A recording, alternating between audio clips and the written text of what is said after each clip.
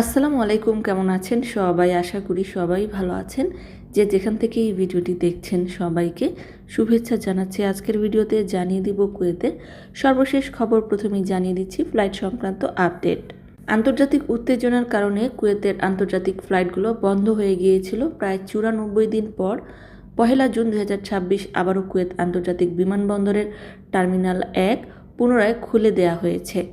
এ ব্যাপারে বেসামরিক বিমান চলাচল কর্তৃপক্ষ থেকে প্রকাশ করা হয়েছে যে মেরামত ও উন্নয়নমূলক কাজ সম্পন্ন হওয়া এবং পরিচালনগত সুবিধা ও কারিগরি ব্যবস্থার আধুনিকীকরণের পর একটি পর্যায়ক্রমিক পুনরুন্মোচন পরিকল্পনার অংশ হিসেবে আন্তর্জাতিক বিমানবন্দরের টার্মিনাল 1 সোমবার থেকে আরব ও আন্তর্জাতিক বিমান সংস্থাগুলোর ফ্লাইট গ্রহণ পরিচালনার মাধ্যমে কার্যক্রম শুরু করেছে। চাইতে বড় টার্মিনাল 1-এ যাত্রী চলাচল পুনরায় শুরু হয়েছে।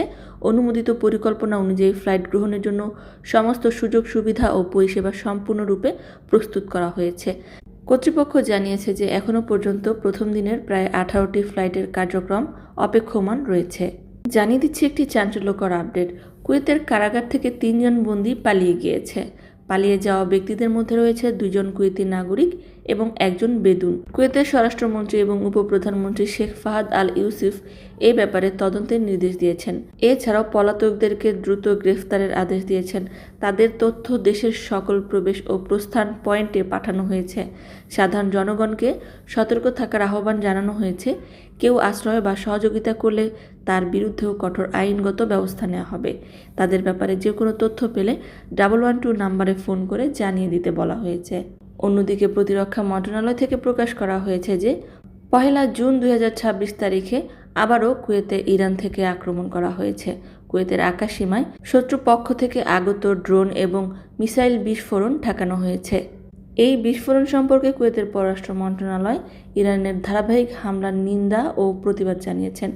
কুয়েতের মতে এসব হামলা নিরাপত্তা ও স্থিতিশীলতার উপর সরাসরি আঘাত এবং অত্যন্ত বিপজ্জনক উত্তেজনা সৃষ্টি করছে।